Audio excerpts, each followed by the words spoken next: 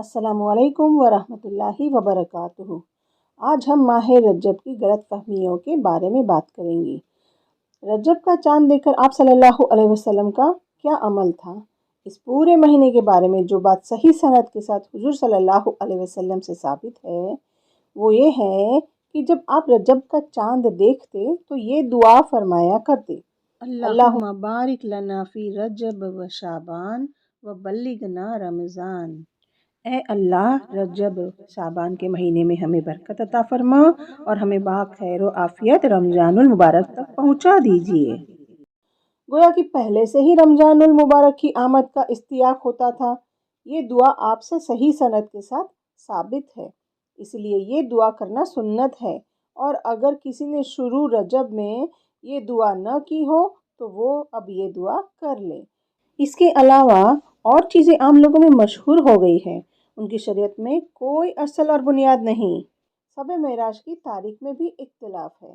سب سے پہلی بات تو یہ ہے کہ 27 رجب کے بارے میں یقینی طور پر نہیں کہا جا سکتا کہ یہ وہی رات ہے جس میں نبی کریم صلی اللہ علیہ وسلم معراج پر تشریف لے گئے تھے، کیونکہ اس باب میں مختلف روایتیں ہیں۔ بعض روایتوں سے معلوم ہوتا ہے کہ آپ صلی اللہ علیہ وسلم ربیع الاول میں تشریف لے گئے تھے۔ بعض روایات میں رجب کا ذکر ہے اور بعض روایتوں میں کوئی اور مہینہ بیان کیا گیا ہے، اس لیے پورے یقین کے ساتھ نہیں کہا جا سکتا کہ کون سی رات صحیح معنی میں معراج کی رات تھی جس میں آپ صلی اللہ علیہ وسلم معراج پر تشریف لے گئے۔ اس سے آپ خود اندازہ لگا لیں کہ اگر شب معراج بھی شب قدر کی طرح کوئی مخصوص رات ہوتی اور اس کے بارے میں کوئی خاص احکام ہوتے جس طرح شب قدر کے بارے میں ہے، تو اس کی تاریخ اور مہینہ محفوظ رکھنے کا اہتمام کیا جاتا، لیکن چونکہ اس تاریخ کو محفوظ رکھنے کا اہتمام نہیں کیا گیا تو اب یقینی طور پر 27 رجب کو شب معراج قرار دینا درست نہیں۔ اور وہ رات عظیم الشان تھی، اور اگر بالفرض یہ تسلیم بھی کر لیا جائے کہ آپ صلی اللہ علیہ وسلم 27ویں رجب کو معراج کے لیے تشریف لے گئے تھے، جس میں یہ عظیم الشان واقعہ پیش آیا اور جس میں اللہ تعالیٰ نے نبی کریم صلی اللہ علیہ وسلم کو یہ مقام قرب عطا فرمایا اور اپنی بارگاہ میں حاضری کا شرف بخشا اور امت کے لیے نماز کا تحفہ بھیجا، بے شک وہ رات بڑی عظیم الشان تھی۔ کسی مسلمان کو اس کی عظمت میں کیا شبہ ہو سکتا ہے؟ یہ واقعہ معراج سن 5 نبوی میں پیش آیا، یعنی حضور صلی اللہ علیہ وسلم کے نبی بننے کے 5ویں سال یہ شب معراج پیش آئی، جس کا مطلب یہ ہے کہ اس واقعے کے بعد 18 سال تک آپ صلی اللہ علیہ وسلم دنیا میں تشریف فرما رہے، لیکن ان 18 سال کے دوران یہ کہیں ثابت نہیں کہ آپ صلی اللہ علیہ وسلم نے شب معراج کے بارے میں کوئی خاص حکم دیا ہو یا اس کو منانے کا اہتمام فرمایا ہو، یا اس کے بارے میں یہ فرمایا ہو کہ اس رات میں شب قدر کی طرح جاگنا زیادہ اجر و ثواب کا باعث ہے۔ نہ تو آپ کا ایسا کوئی ارشاد ثابت ہے اور نہ آپ کے زمانے میں اس رات میں جاگنے کا اہتمام ثابت ہے۔ نہ خود حضور صلی اللہ علیہ وسلم جاگے اور نہ صحابہ کرام کو اس کی تاکید کی، اور نہ صحابہ کرام نے اپنے طور پر اس کا اہتمام فرمایا۔ اس کی برابر کوئی احمق نہیں۔ پھر سرکار دو عالم صلی اللہ علیہ وسلم کا دنیا سے تشریف لے جانے کے بعد 100 سال تک صحابہ کرام رضی اللہ عنہم دنیا میں موجود رہے۔ اس پوری صدی میں کوئی ایک واقعہ ایسا ثابت نہیں ہے جس میں صحابہ کرام میں 27 رجب کو خاص اہتمام کر کے منایا ہو۔ اور جو چیز حضور اقدس صلی اللہ علیہ وسلم نے نہیں کی اور جو آپ کے صحابہ کرام نے نہیں کی، اس کو دین کا حصہ قرار دینا یا اس کو سنت قرار دینا یا اس کے ساتھ سنت جیسا معاملہ کرنا بدعت ہے۔ اگر کوئی شخص یہ کہے کہ میں معاذ اللہ صحابہ کرام سے زیادہ جانتا ہوں کہ کون سی رات زیادہ فضیلت والی ہے، یا کوئی شخص یہ کہے کہ صحابہ کرام سے زیادہ مجھے عبادت کا ذوق ہے، اگر صحابہ کرام نے یہ عمل نہیں کیا تو میں تو اس کو کروں گا، اس کے برابر کوئی احمق بے وقوف نہیں۔ لیکن جہاں تک دین کا تعلق ہے حقیقت یہ ہے کہ صحابہ کرام رضی اللہ عنہم، تابعین اور تبع تابعین دین کو سب سے زیادہ جاننے والے، دین کو خوب سمجھنے والے، دین پر مکمل طور پر عمل کرنے والے تھے۔ اب اگر کوئی شخص یہ کہے کہ میں ان سے زیادہ دین کو جانتا ہوں، یا ان سے زیادہ دین کا ذوق رکھتا ہوں، یا ان سے زیادہ عبادت گزار ہوں، تو حقیقت میں وہ شخص پاگل ہے، وہ دین کی سمجھ نہیں رکھتا۔ 27 رجب کی رات میں عبادت کا اہتمام بدعت ہے اور روزہ ثابت نہیں، لہٰذا اس رات میں عبادت کے لیے خاص اہتمام کرنا بدعت ہے۔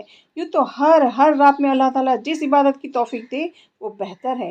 آج کی رات بھی جاگ لے، کل کی رات بھی جاگ لے، دونوں میں کوئی فرق نہیں اور کوئی نمایاں امتیاز نہیں ہونا چاہیے۔ اس طرح 27 رجب کا روزہ بعض لوگ فضیلت والا روزہ سمجھتے ہیں، جیسے کہ عاشورہ اور عرفہ کا روزہ فضیلت والا ہے۔ اسی طرح 27 رجب کے روزے کو بھی فضیلت والا روزہ خیال کیا جاتا ہے۔ بات یہ ہے کہ ایک یا دو ضعیف روایت تو اس بارے میں ہے، لیکن صحیح سند سے کوئی روایت ثابت نہیں ہے۔ حضرت فاروق رضی اللہ عنہ کے زمانے میں بعض لوگ 27 رجب کو روزہ رکھنے لگے۔ جب آپ کو پتہ چلا کہ 27 رجب کا خاص اہتمام کر کے لوگ روزہ رکھ رہے ہیں، تو چونکہ ان کے یہاں دین سے ذرا ادھر یا ادھر ہونا ممکن نہیں تھا، فوراً گھر سے نکل پڑے اور ایک ایک شخص کو جا کر فرماتے کہ تم میرے سامنے کھانا کھاؤ اور اس بات کا ثبوت دو کہ تمہارا روزہ نہیں ہے۔ باقاعدہ اہتمام کر کے لوگوں کو کھانا کھلایا تاکہ لوگوں کو یہ خیال نہ ہو کہ آج کا روزہ زیادہ فضیلت والا ہے، بلکہ جیسے اور دنوں میں نفلی روزے رکھے جا سکتے ہیں، اسی طرح اس دن کا نفلی روزہ رکھا جا سکتا ہے۔ دونوں میں کوئی فرق نہیں۔ حضرت عمر رضی اللہ عنہ نے یہ اہتمام اسی لیے فرمایا کہ بدعت کی سادہ بات نہ ہو، یعنی کوئی نئی بات شروع نہ ہو جائے اور دین کے اندر اپنی طرف سے زیادتی نہ ہو۔ بعض لوگ یہ خیال کرتے ہیں کہ اگر ہم نے اس 27 رجب رات میں جا کر عبادت کر لی اور دن میں روزہ رکھ لیا تو کون سا گناہ کر لیا؟ کیا ہم نے چوری کی، شراب پی یا ڈاکہ ڈالا؟ ہم نے عبادت ہی تو کی ہے۔ اور دن کا روزہ رکھ لیا تو کون سا خرابی کا کام کیا؟ حضرت عمر رضی اللہ عنہ نے روزہ توڑوا کر یہ بتلا دیا کہ خرابی یہ ہوئی کہ اس دن کے اندر روزہ رکھنا اللہ تعالیٰ نے نہیں بتایا، اللہ کا حکم نہیں ہے، اور خود ساختہ التزام ہی اصل خرابی ہے۔ سارے دین کا خلاصہ اتباع ہے، ہمارا حکم مانو۔ نہ روزہ رکھنے میں کچھ رکھا ہے، نہ افطار کرنے میں کچھ رکھا ہے، نہ نماز پڑھنے میں کچھ رکھا ہے۔ جب ہم کہیں کہ نماز پڑھو تو نماز پڑھنا عبادت ہے، اور جب ہم کہیں کہ نماز نہ پڑھو تو نماز نہ پڑھنا عبادت ہے۔ جب ہم کہیں کہ روزہ رکھو تو روزہ رکھنا عبادت ہے، اور جب ہم کہیں روزہ نہ رکھو تو روزہ نہ رکھنا عبادت ہے۔ اگر اس وقت روزہ رکھو گے تو دین کے خلاف ہوگا۔ دین کا سارا دار و مدار اتباع پر ہے۔ اگر اللہ تعالیٰ یہ حقیقت دل میں اتار دے تو ساری بدعتوں کی خود ساختہ التزامات کی جڑیں کٹ جائے گی۔ اگر کوئی شخص اس روزے کا زیادہ اہتمام کرے تو وہ شخص دین میں اپنی طرف سے زیادتی کر رہا ہے اور دین کو اپنی طرف سے گھڑ رہا ہے، لہٰذا اس نقطۂ نظر سے اس دن روزہ رکھنا جائز نہیں۔ ہاں، اگر کوئی شخص عام دنوں کی طرح اس دن بھی روزہ رکھنا چاہے تو رکھ لے، اس کی ممانعت نہیں، لیکن اس دن کا زیادہ فضیلت سمجھ کر، مستحب یا زیادہ اجر و ثواب والا سمجھ کر اس دن کا روزہ رکھنا یا اس 27 رجب رات جاگنا درست نہیں بلکہ بدعت ہے۔ اب ہم کنڈوں کی حقیقت کے بارے میں جانتے ہیں۔ آج کل معاشرے میں فرض واجب کے درجے میں جو چیز پھیل گئی ہے وہ کنڈے ہے۔ اگر کسی نے کنڈے نہیں کیے تو وہ مسلمان نہیں، نماز پڑھے یا نہ پڑھے، روزہ رکھے یا نہ رکھے، گناہوں سے بچے یا نہ بچے، لیکن کنڈے ضرور کرے۔ اور اگر کوئی نہ کرے یا کرنے والوں کو منع کرے تو اس پر لعنت اور ملامت کی جاتی ہے۔ خدا جانے یہ کنڈے کہاں سے نکل آئے۔ قرآن حدیث میں صحابہ کرام سے، تابعین سے یا تابع تابعین اور بزرگان دین سے کہیں سے اس کی کوئی اصل ثابت نہیں، اور اس کو اتنا ضروری سمجھا جاتا ہے کہ گھر میں دین کا کوئی دوسرا کام ہو نہ ہو لیکن کنڈے ضرور ہونا ہے۔ اس کی وجہ یہ ہے کہ اس میں مزہ اور لذت آتی ہے، اور ہماری قوم لذت اور مزہ کی بھوکی ہے۔ کوئی میلہ ٹھیلا، کوئی مزہ کا سامان، پڑیا پک رہی ہے، حلوے پک رہے ہیں، ادھر سے ادھر جا رہی ہے، ادھر سے ادھر آ رہی ہے۔ چونکہ یہ بڑے مزے کا کام ہے، اس واسطے شیطان نے اس میں مشغول کر دیا کہ نماز پڑھو نہ پڑھو وہ کوئی ضروری نہیں، مگر یہ کام ضرور ہونا چاہیے۔ استغفر اللہ، یہ امت خرافات میں کھو گئی ہے۔ ان چیزوں نے ہماری امت کو خرافات میں مبتلا کر دیا۔ اس قسم کی چیزوں کو لازمی سمجھ لیا گیا اور حقیقی چیزوں کو پس پشت ڈال دیا گیا۔ اس بارے میں رفتہ رفتہ اپنے بھائیوں بہنوں کو سمجھانے کی ضرورت ہے، اس لیے کہ بہت سے لوگ صرف ناواقفیت انجانے کی وجہ سے کرتے ہیں۔ ان بیچاروں کو اس کے بارے میں پتہ نہیں، وہ سمجھتے ہیں کہ جس طرح عید الاضحیٰ کے موقع پر قربانی ہوتی ہے اور گوشت ادھر سے ادھر جاتا ہے، یہ بھی قربانی کی طرح ضروری چیز ہوگی۔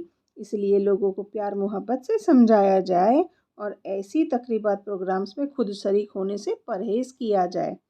خلاصہ یہ ہے کہ رجب کا مہینہ رمضان کا مقدمہ ہے، اس لیے رمضان کے لیے پہلے سے اپنے آپ کو تیار کرنے کی ضرورت ہے۔ اس لیے حضور صلی اللہ علیہ وسلم 3 مہینے پہلے سے دعا فرما رہے ہیں اور لوگوں کو توجہ دلا رہے ہیں کہ اس مبارک مہینے کے لیے اپنے آپ کو تیار کر لو اور اپنا نظام الاوقات ایسا بنانے کی فکر کرو کہ جب یہ مبارک مہینہ آئے تو اس کا زیادہ سے زیادہ وقت اللہ تعالیٰ کی عبادت میں گزرے۔ اللہ تعالیٰ اپنی رحمت سے اس کی فہم عطا فرمائے اور صحیح طور پر عمل کی توفیق عطا فرمائے، آمین۔ 22 رجب 60 ہجری کو امیر المومنین امام المتقین مکرم کاتب وحی حضرت معاویہ بن ابو سفیان رضی اللہ عنہ نے 50 سال اسلام اور مسلمانوں کی خدمت کرنے کے بعد وفات پائی۔ روافظ جس طرح امیر المومنین حضرت عمر رضی اللہ عنہ کی شہادت کی خوشی میں ان کے مجوسی قاتل ابو لولو فیروز کو بابا سوزا کہہ کر عید مناتے ہیں، اسی طرح حضرت معاویہ رضی اللہ عنہ کی وفات کی خوشی میں 22 رجب کو یہ مناتے ہیں۔ لیکن پردہ پوشی کے لیے ایک روایت گڑھ کر حضرت جعفر بن محمد رحمۃ اللہ علیہ کی طرف منسوب کر دی ہے تاکہ راز فاش ہونے سے رہ جائے اور دشمنان معاویہ رضی اللہ تعالیٰ عنہ چپکے سے ایک دوسرے کے گھر بیٹھ کر شیرنی کھا لے اور اس طرح اپنی خوشی ایک دوسرے پر ظاہر کرے۔ ان کے اس پورے فریب کام میں حضرت جعفر صادق رحمۃ اللہ علیہ کی نیاز کی دعوت میں کئی سادہ توہم پرست اور کمزور عقیدے والے مسلمان بھی لا علمی کی وجہ سے شریک ہو جاتے ہیں۔